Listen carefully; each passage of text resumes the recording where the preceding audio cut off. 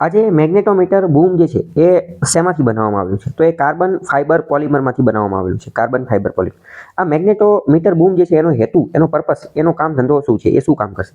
તો પહેલા તો સૂર્યની સૌથી બહારની જે સપાટી જે છે, આ સૂર્ય એની સૌથી બહારની સપાટી જે છે એને કહેવામાં આવે છે કોરોના. એને કોરોના કહેવામાં આવે છે. એની અંદરની બીજી એકાદી બે સપાટી જે છે એને કહેવાય છે ક્રોમોસ્ફિયર. ઇન શોર્ટ, ક્રોમોસ્ફિયર અને કોરોના એની વચ્ચે પ્લાઝમાનો પાતળો હિસ્સો આવેલો છે. પ્લાઝમા એટલે કે જે ઘન અને પ્રવાહી એ બંનેની વચ્ચેનું જે સ્ટેટ જે છે એને પ્લાઝમા.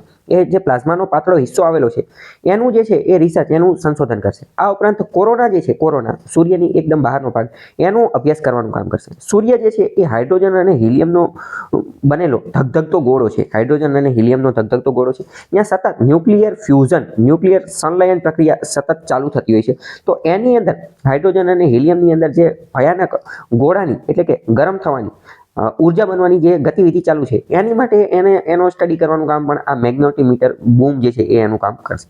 મેગ્નેટોમીટર બૂમ જે છે એની અંદર મોડર્ન ટેકનોલોજીના બે ફ્લેશ ગેટ્સ મેગ્નેટોમીટર સેન્સર લગાવેલા છે.